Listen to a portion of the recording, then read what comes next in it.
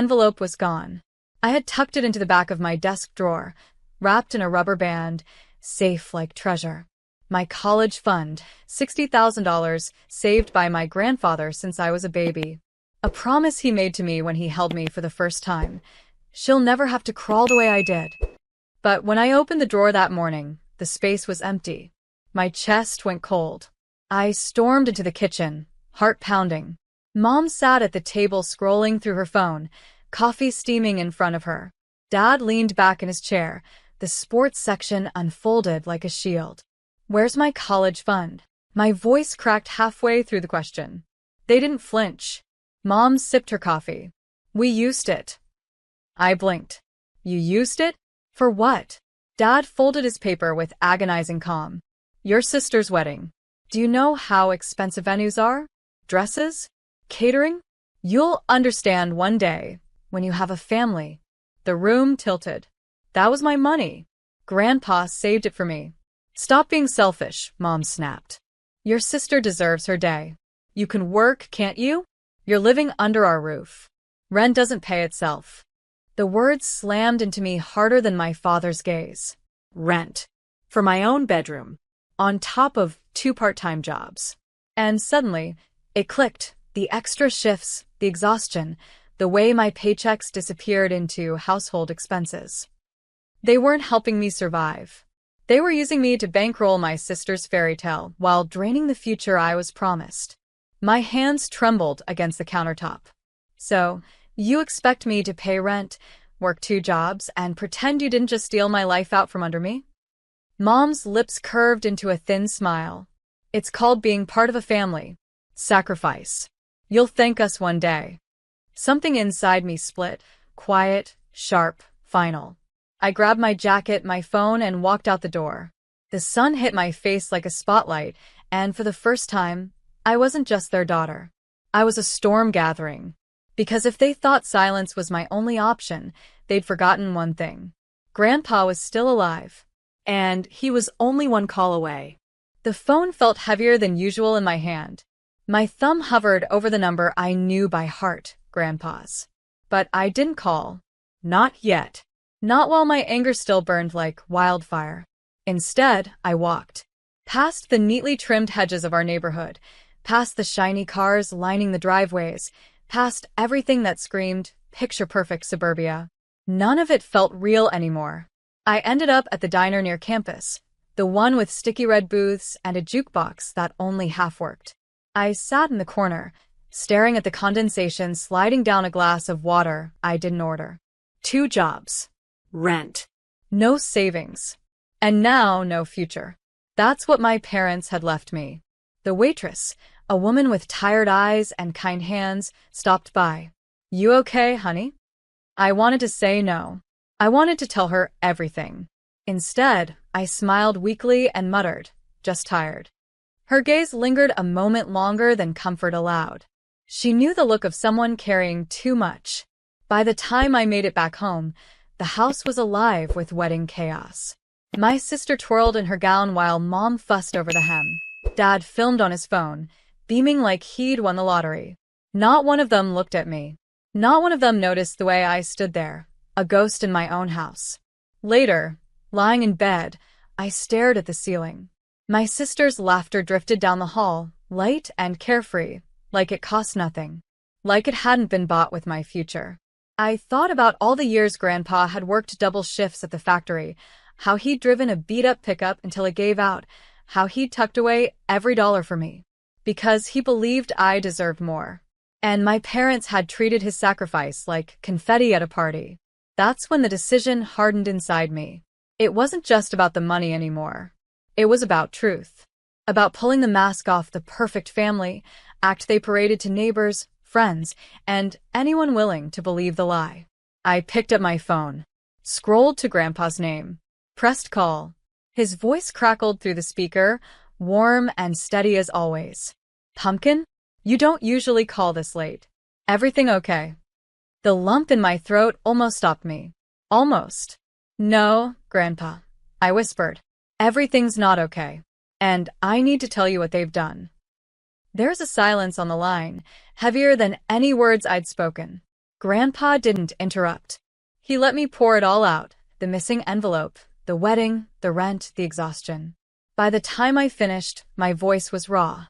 When I finally stopped, all I heard was his breathing. Slow. Steady. Then his voice, low and controlled. They took the fund? Yes. My throat ached. 60,000. Every cent you saved. Another silence.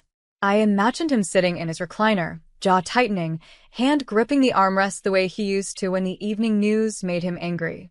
Pumpkin, he said at last, that money wasn't theirs to touch. It was yours. I gave it to you. For your future. His words trembled with restrained fury. I bit my lip until it hurt. They said it was family sacrifice.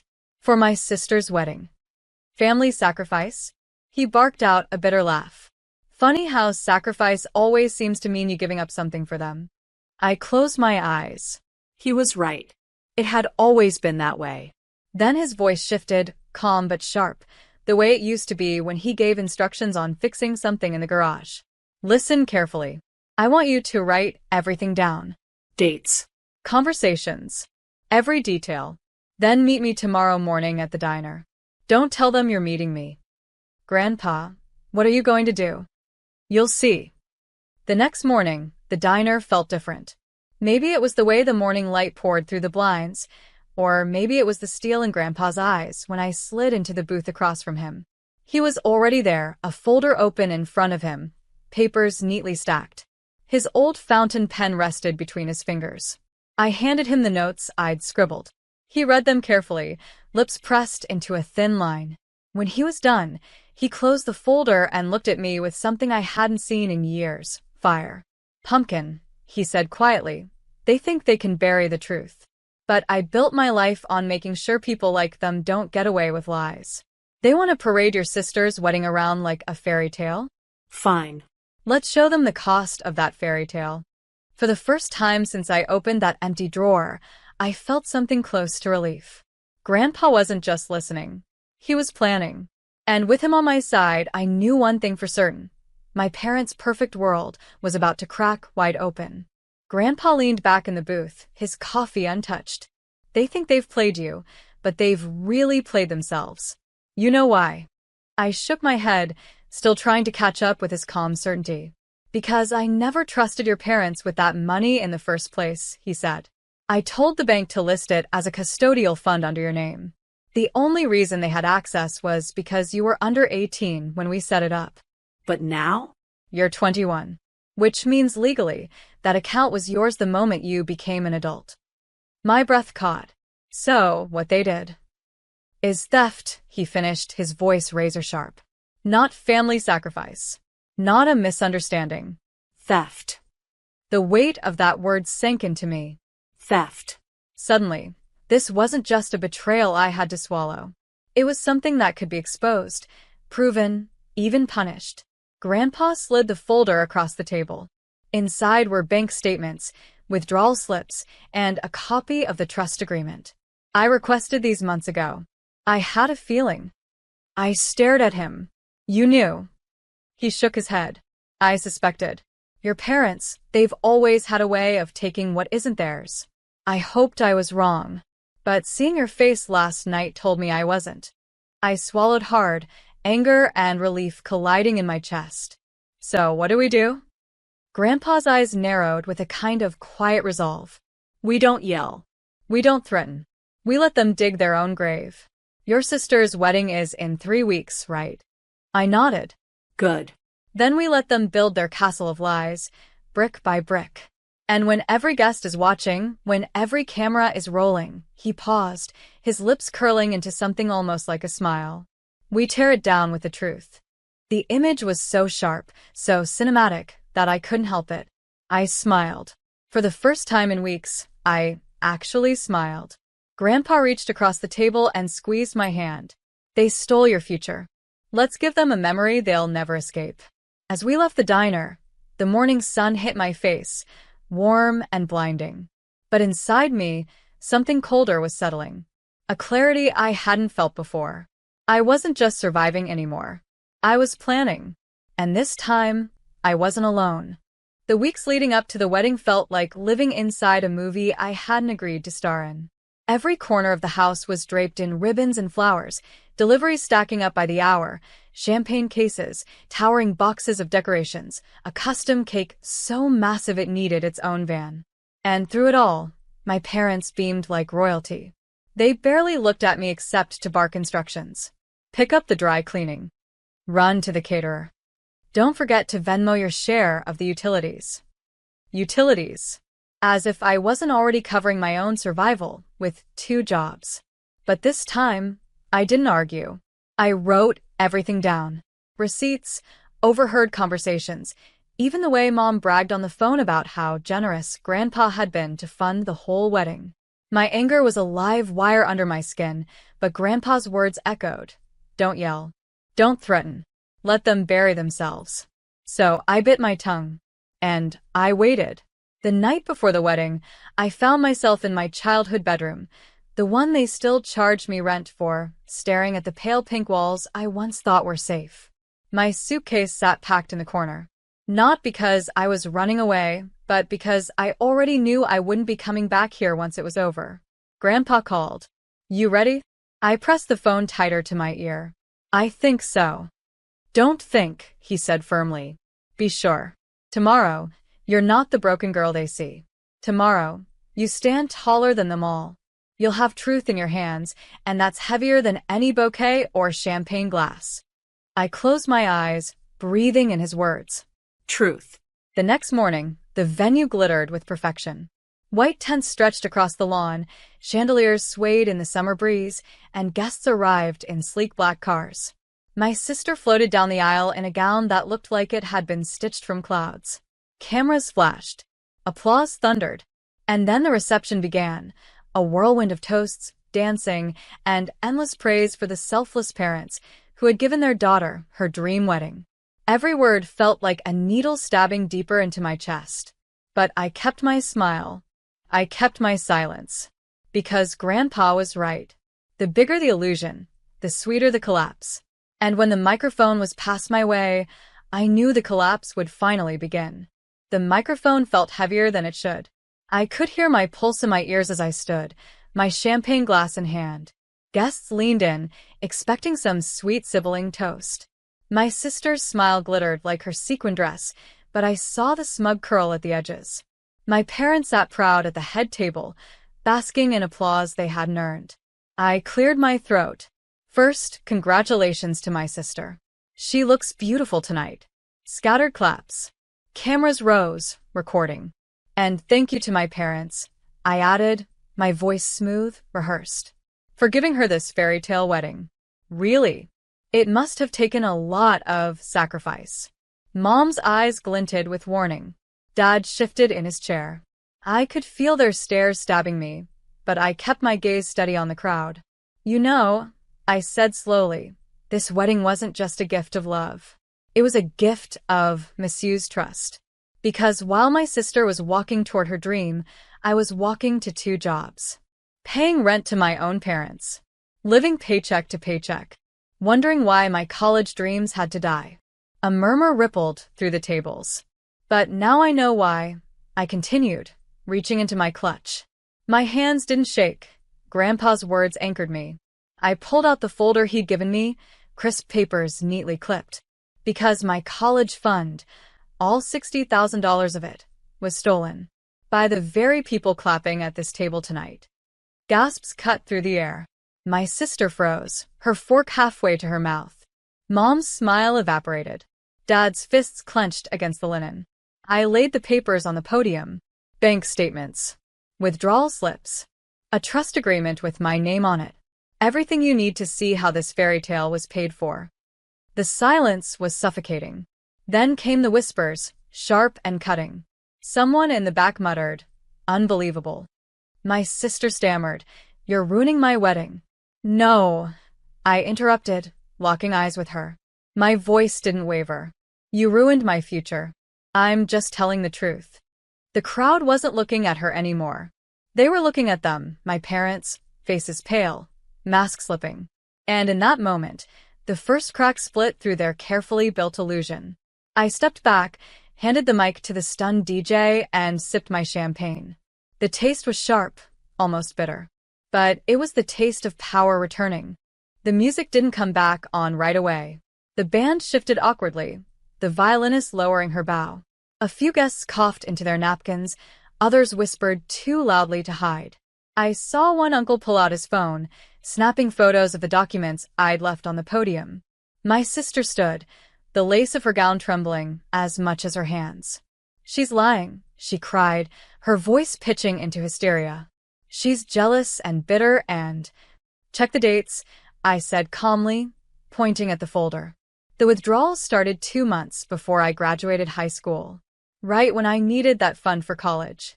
My grandfather, seated near the front, rose slowly, cane in hand. His presence was like a thunderclap. "I set that money aside for her," he announced, his voice carrying across the tent. "I trusted her parents to protect it, and now I see what they did instead." All heads swung toward Mom and Dad.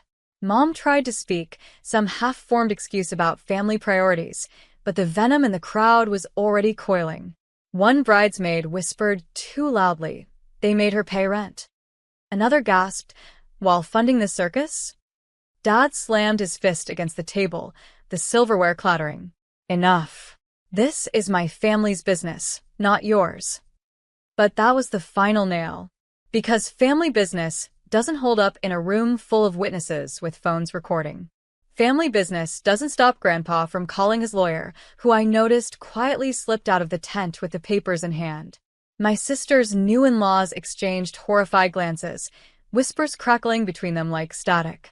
Her brand-new husband's mother stood, face tight. "If this is true," she hissed at my parents, "you deceived us all. You paraded your wealth while stealing from your own child." I almost pitied my sister, her perfect day dissolving around her, but then I remembered the smug laugh she gave me when I was drowning in bills. So I stood straighter. I didn't want this to come out tonight.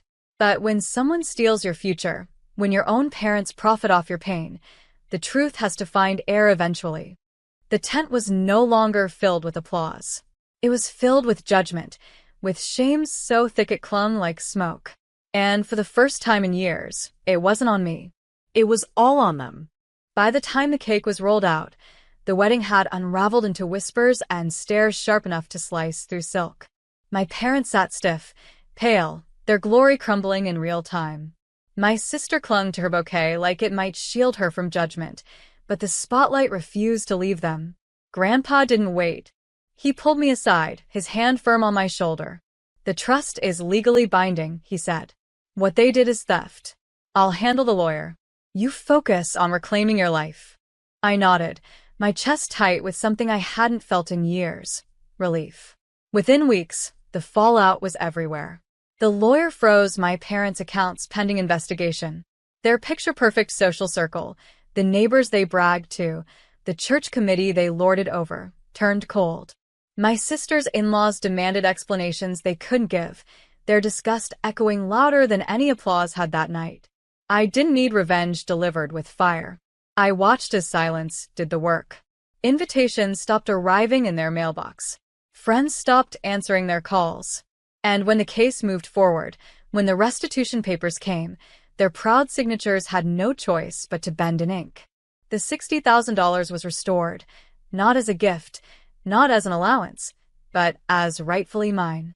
I opened a new account in my name only, and for the first time, I could breathe without counting bills in my head. Mom called, of course, dozens of times. Her voicemails were a carousel of tones: rage, tears, begging, then silence. I didn't answer. Dad showed up once at my apartment, fists balled like always, but this time the landlord threatened to call the cops, and he walked away without a word. As for my sister, she sent a single text: "You ruined my wedding." I stared at it, then laughed, not cruelly, but in disbelief. Because the truth was, I hadn't ruined anything.